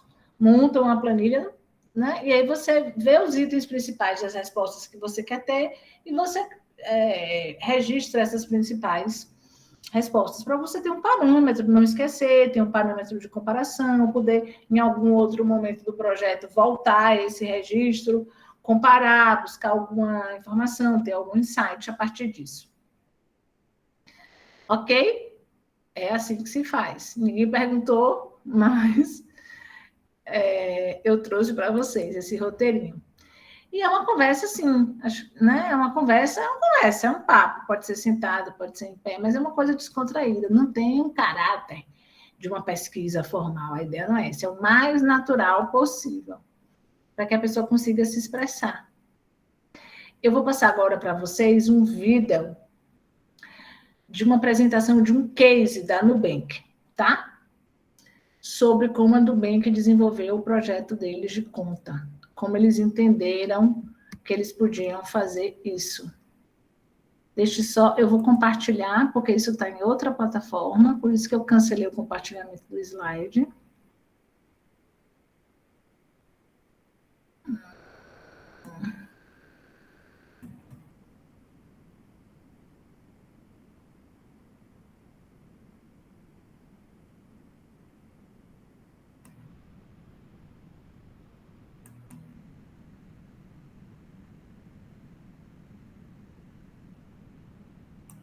Nós vamos contar para você o case da Nubank. Para isso, eu vou convidar o Raoni. E ele vai contar para você o case da Nubank aplicando os valores do design na prática. A empatia, a colaboração e a experimentação acontecendo em um projeto real. E você vai perceber que o que a Nubank fez foi principalmente começar pelo que é desejável, para depois a gente ter essa compreensão do que é tecnicamente possível e financeiramente viável. Quando começamos pelas pessoas, é muito mais fácil de criarmos coisas que têm aderência à vida dessas pessoas, que de fato entregarão valor. E aí você vai perceber que ao longo deste projeto, eles usaram muito a pesquisa de campo. Fizeram essa triangulação de pesquisa, que é a forma de pesquisar do design. As entrevistas, né? Então, ouvir as pessoas, escutar o que elas têm a dizer sobre os seus comportamentos, sobre como elas se sentem, observar enquanto elas utilizam algum protótipo, ou observá-las utilizando hoje, no caso da Nubank, como que elas lidam com as suas finanças. E também é bastante importante fazermos o mergulho experimental, fazer o que as pessoas fazem, nos colocarmos no lugar delas para ver como elas se sentem, como elas lidam com aquele contexto. Então, enquanto você ouve esse case, é importante que você fique tentando refletir sobre qual o poder da empatia, colaboração e experimentação para um projeto de inovação e também tentar trazer para a sua realidade. Em seus projetos profissionais, você trabalha de forma colaborativa e a partir da empatia e experimentação? De que forma? E se não, como que você pode trazer isso para os seus projetos profissionais? Olá, pessoal, tudo bom? Vou contar então agora para vocês o case de como é que o Nubank construiu um produto financeiro digital pelos valores do design. O Nubank, então, ele nasceu há alguns anos atrás com essa missão de remover a complexidade dos serviços financeiros e empoderar as pessoas em relação às suas finanças. Essa imagem aqui, por exemplo, é um contrato de um banco qualquer, mas que mostra como quando você vai contratar, por exemplo, abrir uma nova conta, adquirir um cartão de crédito, tantas entrelinhas, né? Não sei vocês, mas eu dificilmente leio um contrato desse tamanho com tantas letras pequenas, igual esses termos de uso da internet. E aí ele entendeu que as pessoas não querem ler isso, elas querem pagar menos taxas, entender o que ela realmente está pagando, ter uma experiência diferente do que elas vinham tendo com os outros bancos. Então, por isso, ela começou a trazer esse conceito na sua comunicação, né? Então, estou trazendo o fim da complexidade, eu não vou cobrar a anuidade do meu cartão de crédito, que foi o primeiro produto deles. É um processo sem burocracia, faz tudo pelo aplicativo, eu não preciso ir na agência. Claro que ele está fazendo isso para um público muito específico, o público que tem smartphone, que trabalha com... Né, o primeiro cartão deles era um cartão já ainda Platinum. Claro que isso foi se reinventando ao longo do tempo. Então, o cartão de crédito foi o primeiro produto deles, né, lançado sob essa missão. E ele era um cartão, não era para todo mundo, né? Você precisava entrar numa fila de espera, tinha os convites. E muitos pedidos foram negados. E eles emitiram em torno de 3 milhões de cartões, justamente porque tinha essa análise.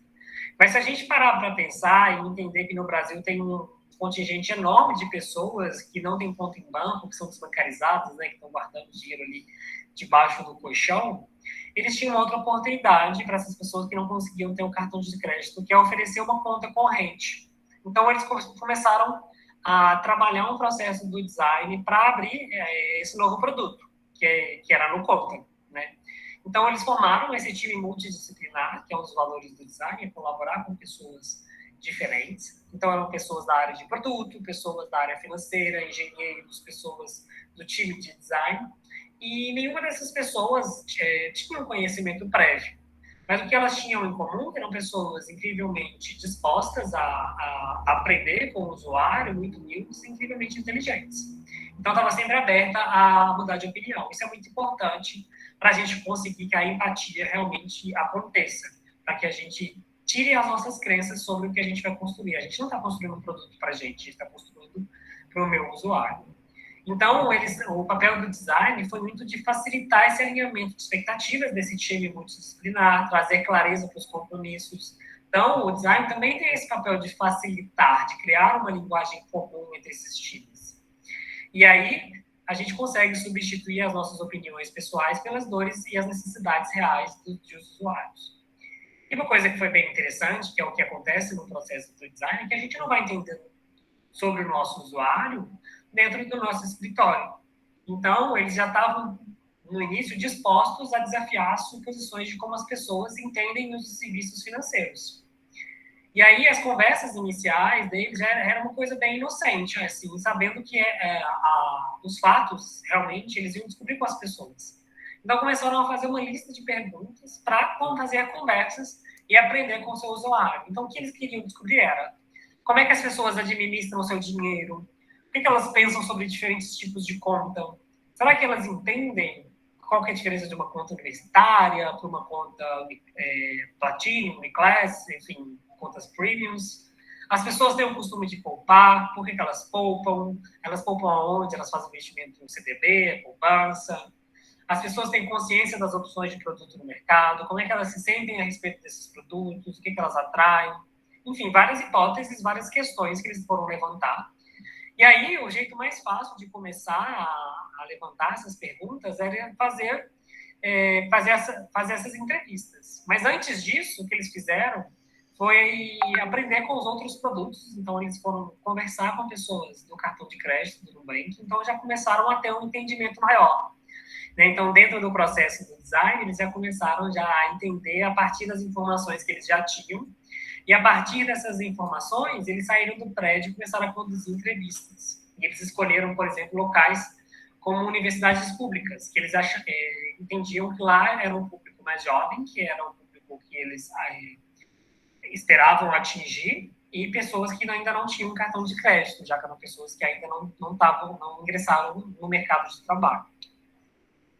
Aí, esse caso, gente, pessoal, que eu estou contando para vocês, foi um caso que eles documentaram, tem textos públicos na internet. E aí eles registraram fotos, né? Então, você tinha uma pesquisa, então você tinha um gatilho ali, um incentivo para as pessoas irem lá conversar, então eles ganharam 35 reais para trocar em livros. eles já colocaram fizeram um processo de cocriação, entrevista, que chama card sorting, depois a gente pode falar um pouco mais sobre isso, mas que aí ele traz algumas opções e pede para pessoas escolherem, e tudo isso para aprender com o usuário.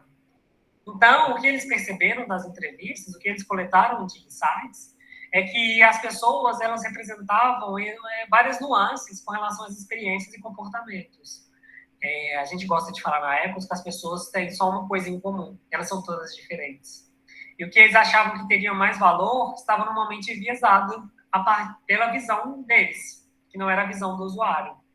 Então, o time aprendeu que seria impossível projetar um produto para todo mundo, já que tinha uma perspectiva tão grande. Então, eles tinham que escolher um grupo e focar naquele grupo e resolver aquela dor daquela pessoa. Para isso, eles criaram várias personas e resolveram focar numa persona específica, que era o Felipe. Então, a partir da escolha do Felipe, dessa persona, né, que a persona é uma pessoa que tem características comuns de um grupo de pessoas, eles colocaram lá quais são as dores do Felipe, quais são os seus objetivos, como é que é o seu dia a dia, quais são os seus jobs to be done, quais são as tarefas que ele precisa realizar, os seus objetivos. E aí eu consigo, a partir de um simples instrumento do design, que é a persona, empatizar com muito mais clareza com o meu usuário, construir algo muito mais relevante, que tem a ver com o outro e não comigo. E aí que mostra um pouquinho dos bastidores, né, como é que eles construíram essas personas, discutiram. E aí, no momento que eles começaram a entender melhor, a partir da perspectiva dessa persona, que era o Felipe, eles começaram a fazer protótipos mesmo no quadro branco. Então, sobre a NuConta era algo totalmente novo, que não existia no mercado. Então, eles tinham um grande desafio, que era alinhar essa interface com esses modelos dos usuários, que já a gente está acostumado com o sistema bancário já das empresas tradicionais. Então, um potencial de complexidade muito alto.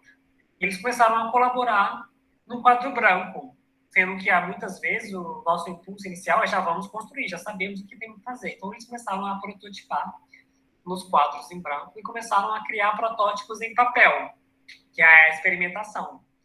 Então, de uma forma bem rápida, né, que aí a partir dessa mentalidade ágil, da perspectiva Lean, eles criaram coisas rápidas. Então, você tem a primeira versão, a segunda versão, que já foi iterada, né, que já recebeu feedback, foi melhorada.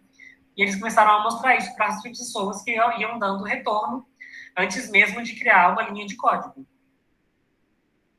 Para, em sequência, eles começarem a tangibilizar as telas. E aí, aqui, por exemplo, tem as telas das pessoas. E uma coisa interessante no processo do design é colocar o que a sua proposta de valor de uma forma bem clara. Né? E a partir do momento que eu prototipei, que eu entendi, eu sei muito bem o que eu não sou. Né? Então, a NuConta não atende pessoas que buscam por investimentos avançados, transações em bolsas ou aconselhamento de riquezas. Isso tem outras empresas que fazem, como a XP, por exemplo. Ela tenta ser acessível, autoexplicativa, mas sem tentar ser um produto educacional.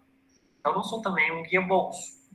Em seu início, também, não suportará a criação de objetivos ou de outro tipo de mecânica gamificada. Então, eu já tenho um escopo bem claro do que eu quero construir. Então, a NuConta, isso é a proposta de valor que eles chegaram, é uma evolução de suas contas correntes e poupança, projetada para pessoas que procuram por uma conta bancária mais acessível e fácil de usar. Ela é livre de complexidade, como a missão do Nubank, que não cobra taxas abusivas e remunera seu dinheiro em uma taxa de juros justa. Então, o dinheiro já rende ali um valor, mesmo estando parada na conta corrente. Diferentemente de grandes bancos e outros produtos pré-pagos de fintechs, a NuConta tem zero burocracia, menos fricção na adoção e uma usabilidade superior.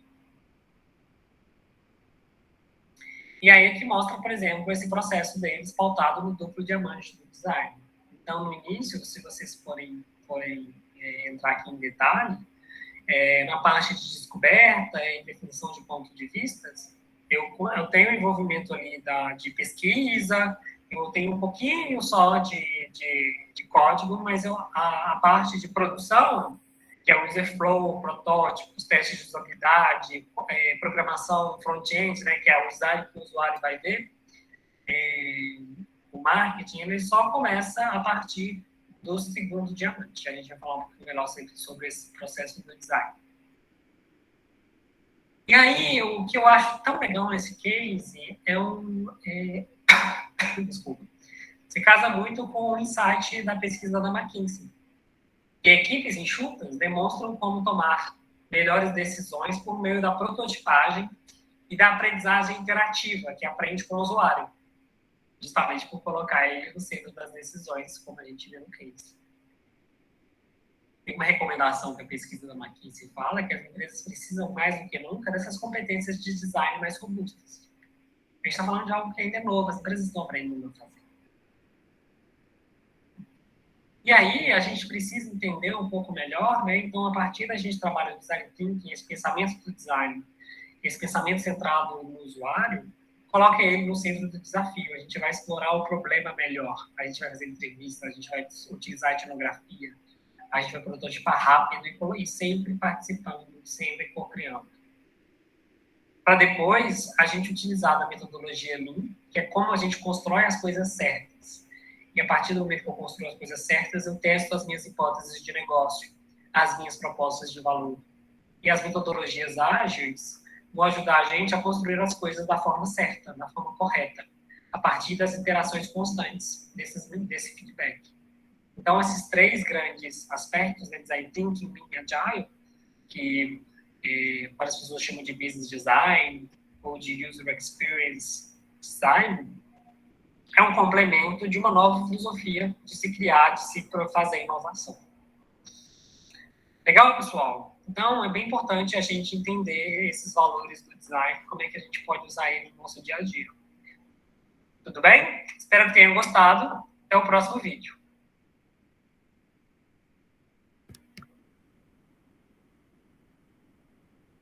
Espero que tenham gostado. Até o próximo vídeo. E aí, o que é que acharam?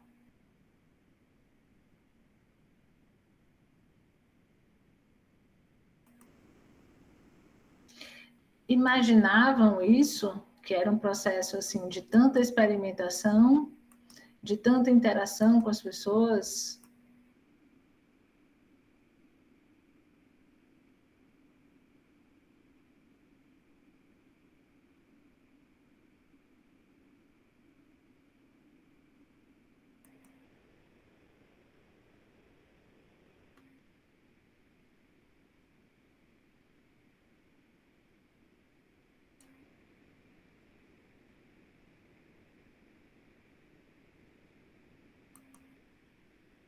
Pessoal, alguém aí?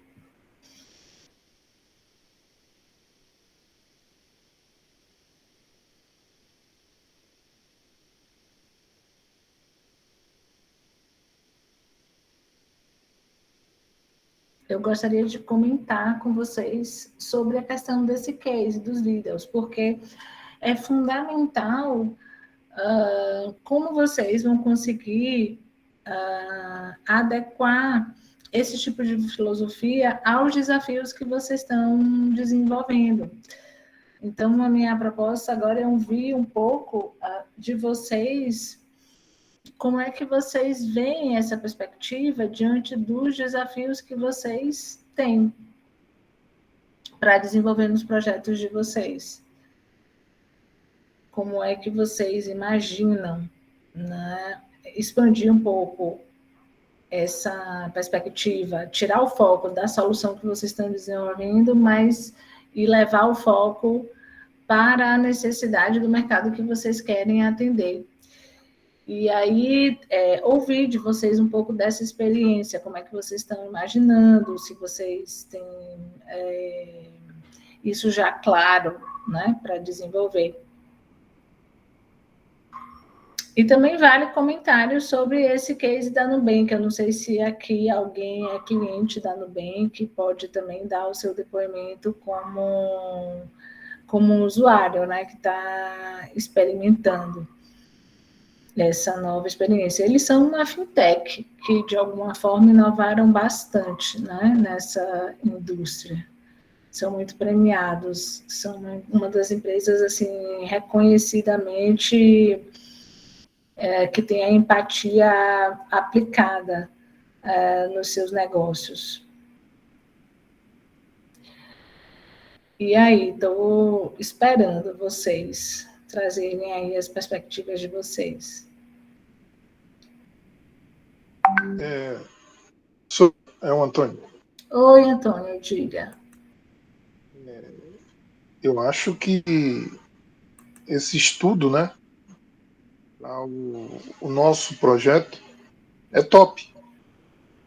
Equipe, capital, metodologias de buscar fisicamente a tete com os clientes, a famosa descoberta, né? Isso envolve um certo grau de capital. Eu achei interessante. No nosso caso, até uma certa... Não é bem, mas vou usar o termo só para amenizar, uma utopia. Né?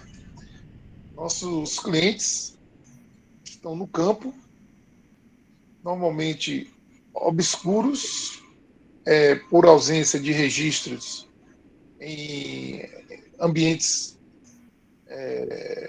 eletrônicos, de pai para filho, de filho para pai. Para a gente descobrir vai ser um pouco difícil, e o sonho da gente realmente é praticar essa metodologia. E inicialmente a gente observa que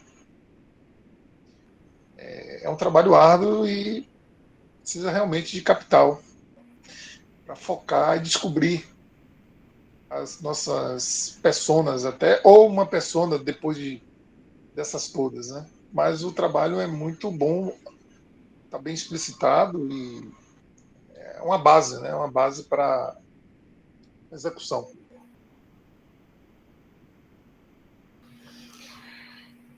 Antônio, o objetivo desse tipo de filosofia que une as perspectivas de design. O design é assim, você pega uma cadeira feita para ser uma cadeira, a pessoa senta. Você pega uma cadeira feita por um design, aí eu estou falando de design de objetos, tá? Depois a gente expande, eu vou expandir isso para o conceito do pensamento do design. Mas o design, ele foi muito reduzido só a objetos.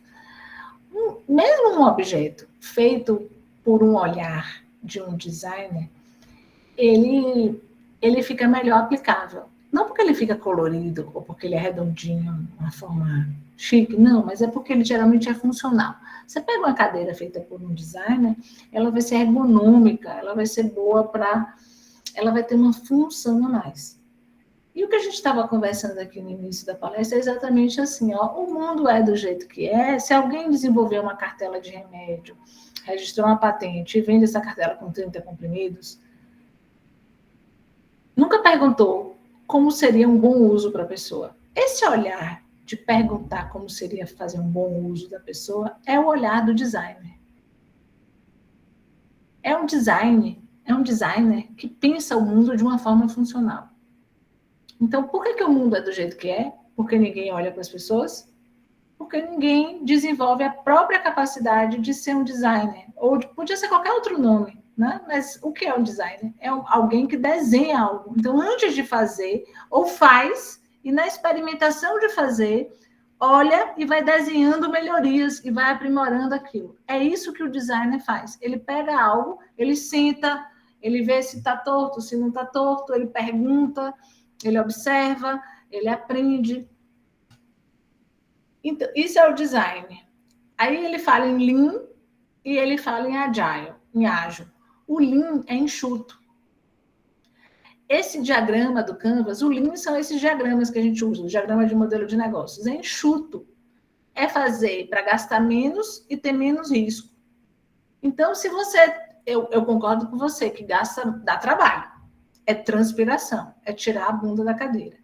Mas entre a pessoa que está querendo empreender, tirar a bunda da cadeira e encontrar as pessoas certas para conversar, é infinitamente mais barato do que contratar, por exemplo, um instituto de pesquisa para fazer isso, que muitas vezes vai ter o viés, muitas vezes vai ter desvios, né? Se você vai de uma forma humana, interage, se coloca no lugar da pessoa, você vai errar muito menos e você vai investir muito menos no seu negócio, porque a ideia é você fazer um mínimo viável. Aí entra o ágil. É você prototipar com baixa fidelidade e testar, é você fazer um mínimo viável, mesmo que seja improvisário, e você ver se as pessoas compram, pagam por aquilo. E à medida que você vê que está vendendo, você vai melhorando. Isso é linha enxuto, é infinitamente mais barato do que a forma tradicional de se criar empresas. Você projeta uma empresa, vai lá, monta uma planta, uma fábrica, faz tudo e lança o produto, já investiu aí, não sei, uma quantidade enorme de dinheiro e depois você descobre que aquilo não tem sucesso.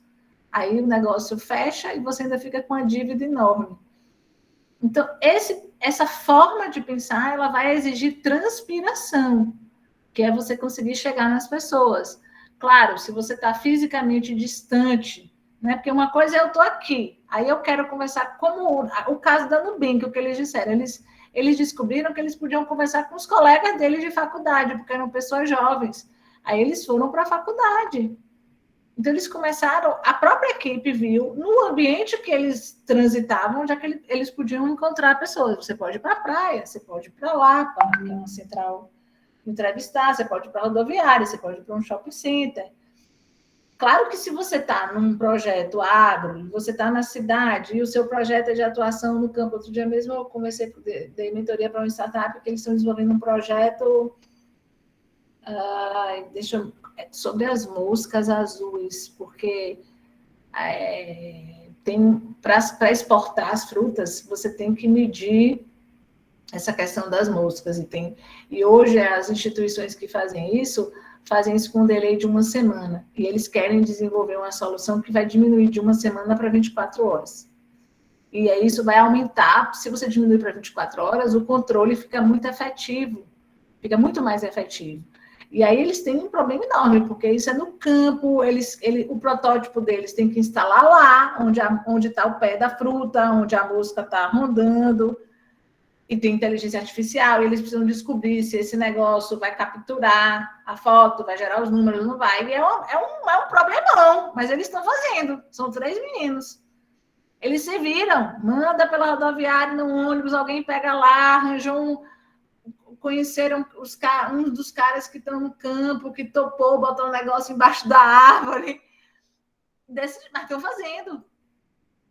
Eis a questão. O desafio maior não é dinheiro, é imaginação, criatividade, empatia, colaboração, inteligência coletiva, que é o que a gente falou no começo. Como as formigas e as abelhas trabalham em grupo. E aí, essa nova filosofia exige de nós sermos mais humanos. Não só ter um olhar pelo cliente de forma humana, mas a gente ser mais humano, entende? Como a gente conseguir fazer isso juntos? Transpirar, gastando pouco, improvisando, mas descobrindo de fato o que funciona, porque aí a gente não vai gastar recurso desnecessário. E vamos fazer isso nós, não vamos contratar ninguém. Aí, mas eu concordo com você. Tempo hoje, às vezes, é um recurso mais caro do que ter dinheiro. Só que, às vezes, você ter dinheiro e pagar alguém para fazer não vai te dar o resultado que você precisa nesse iniciozinho que você está ainda descobrindo como você vai modelar o seu negócio. É você que precisa fazer isso. E aí é um convite a gente... A primeira inovação é a gente dentro da nossa cabeça. Né? Se permitir ser mais humano nesse aspecto. Porque aí, quando a gente se coloca nesse lugar de humano, de fazendo e depois pensando sobre o que a gente está fazendo, aí é transpiração pura, entendeu? É esse o convite, de fato. Ok. Eu acho que com essa abordagem que a senhora fez, clareou bastante. Clareou? Essa busca, né, dessas respostas para o projeto. Perfeito. Ok. Isso, e claro. assim, como ele colocou o tempo inteiro que a Nubank descobriu o que eles pensavam tinha o viés do que eles queriam fazer, e muitas vezes não era o que os clientes precisavam. Esse é o ponto.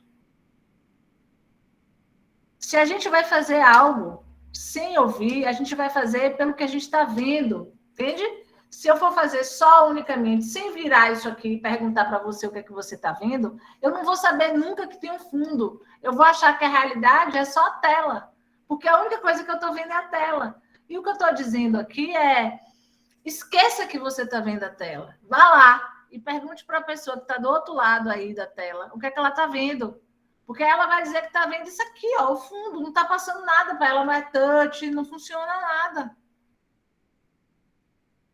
A questão é a gente sair do viés da nossa realidade, só interagindo com as pessoas e só se permitindo entender que a gente está fazendo para as pessoas, não é para a gente mesmo, entendeu?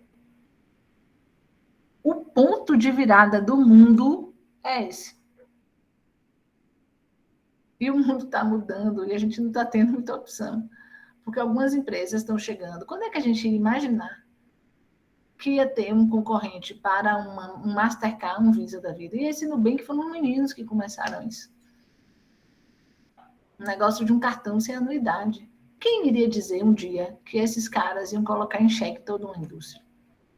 Ou quem ia imaginar também que um cara ia criar um negócio de ouvir música digital e isso iria revolucionar toda a indústria fonográfica, né? Acabar com o conceito de CDs, por exemplo. E é aquele slide que eu coloquei no começo, né? Não é a Apple que acaba com a indústria da música. Era o modelo de negócio que obrigava a gente a comprar CD. Não é o Uber que acaba com os táxis. Mas é a nossa necessidade de uma opção de mobilidade mais ágil e mais barata. As necessidades estão aí. Agora, o quanto a gente vai poder ser designer?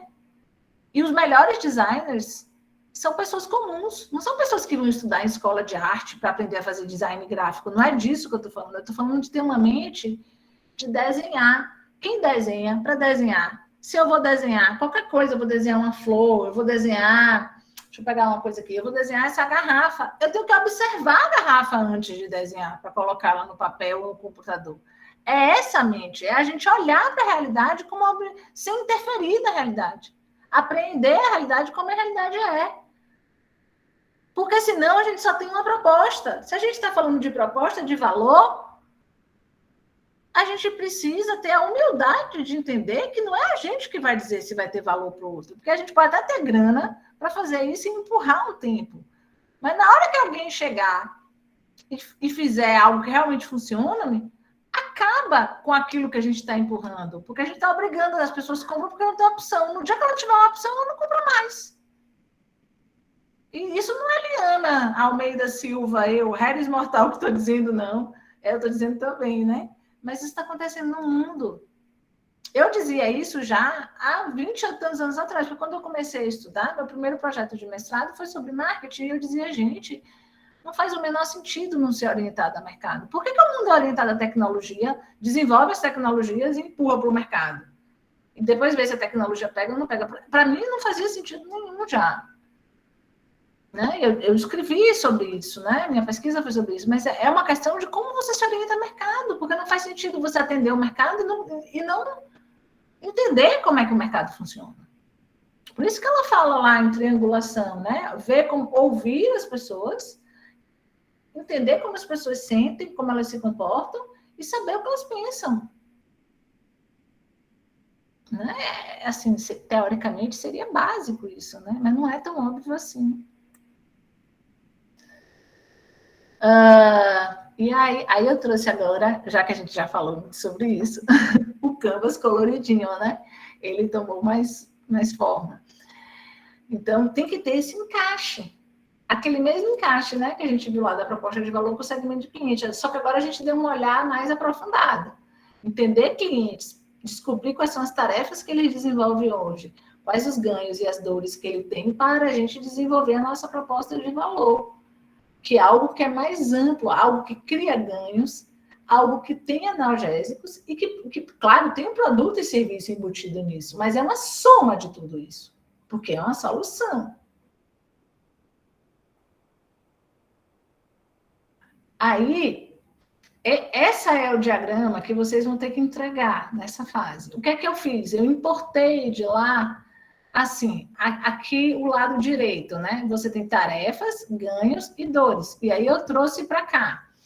Então, no Job Story, que é onde você vai descrever a situação na qual o cliente está inserido, isso você vai perceber quando você mapear as tarefas que o cliente faz hoje, como ele resolve o problema.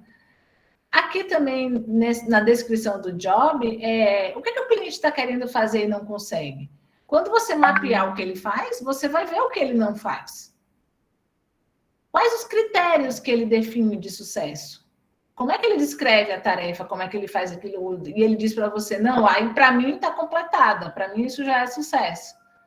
Então, é nessa observação e aprendizado e a descoberta das tarefas, elas vão responder esses 3 blocos. Os incômodos, né? O que é que está incomodando o cliente? Nas dores, você vai identificar eles. As ansiedades, o que é que preocupa o cliente na aquisição e no uso, né? Atual, na verdade, não na nova, você não vai citar a nova, mas na atual, como ele resolve hoje. E quais os ganhos que ele tem, né? Porque os ganhos que ele tem, se você replica esses ganhos, isso vai atrair ele, motivar para a nova solução. E o hábito é o que o cliente está acostumado a fazer e que cria uma barreira para adotar um novo hábito, porque aquilo é um ganho para ele. Então, se é um ganho, ele não quer perder aquilo. Então, é uma barreira. Então, também onde você for mapear os ganhos, você vai ter essa resposta aqui para você preencher o diagrama. Então, uma coisa casa na outra. É só uma outra forma de você representar e uma outra forma também de você exercitar o seu entendimento sobre essa realidade. É muito rico, às vezes, você pegar a mesma informação e preencher vários tipos diferentes de diagrama, porque você vai vindo outras perspectivas da mesma realidade. Isso vai fazendo com que você se aprofunde e compreenda mais, né? O quadro, o contexto como um todo. E como é primavera, eu não podia deixar de trazer alguma mensagem ligada à questão do meio ambiente, da sustentabilidade, das árvores, né? Então, um videozinho aqui para nos inspirar. Muito frio, aquela saída, ela com o bebê, me despedindo. Eu comprava as arvorezinhas, depois passei a plantar. No dia da alta, eu entrego a muda de árvore para a mãe e peço que ela plante para crescer junto com a criança. Eu nem tenho ideia de quantas mudas eu já distribuí, mas deve ser em torno de 4 a 5 mil. E nessa época que está aí de desmatamento, que está essa destruição global das matas, né? Então, de repente, uma arvorezinha pode virar um projeto formiguinha que pode fazer muitas arvorezinhas crescerem, né?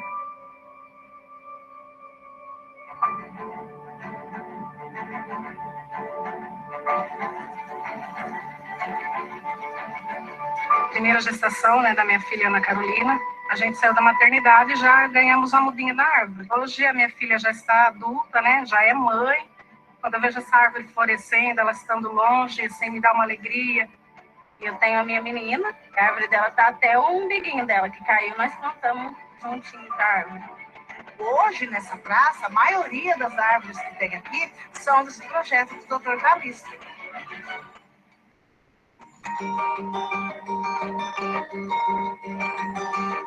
Minha árvore, aquela ali é do meu primo, e aquela outra ali é da minha prima. É muito especial pra gente. A gente tem o prazer de ver, olhar na árvore aqui do meu neto. Toda vez que você for olhar na praça, eu fico satisfeito, fico alegre. E na minha casa a gente tem as árvores que ele deu para os filhos, a gente tem um carinho pelas árvores aqui, fora do comum. Esse projeto do meu pai, assim, é muito além de só uma árvore. É o desejo de deixar um mundo melhor. Plantar uma árvore é como se a gente estivesse plantando o futuro dessas crianças que estão nascendo. Que a gente enche esse Brasil de árvores, eu espero muito, muito mesmo.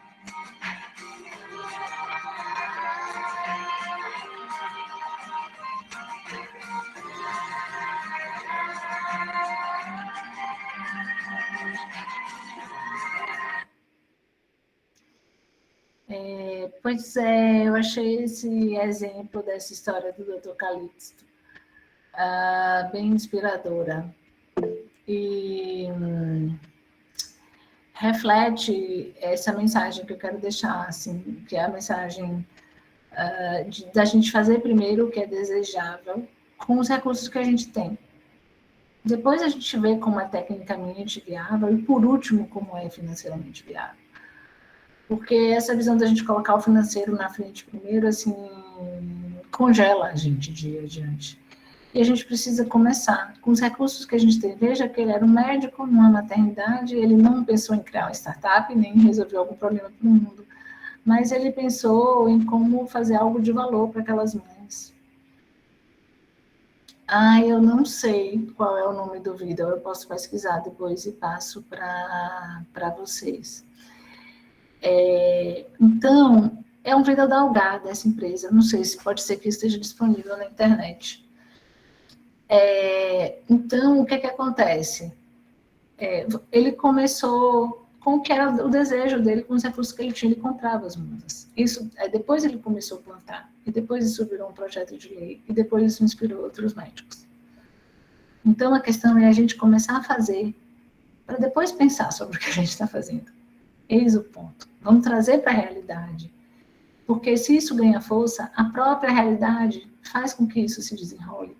Vamos confiar na empatia, vamos confiar na colaboração, vamos confiar na inteligência coletiva, porque juntos, de fato, somos mais fortes, né? A gente precisa fazer e ver o que é confiar no processo, porque algo vai acontecer.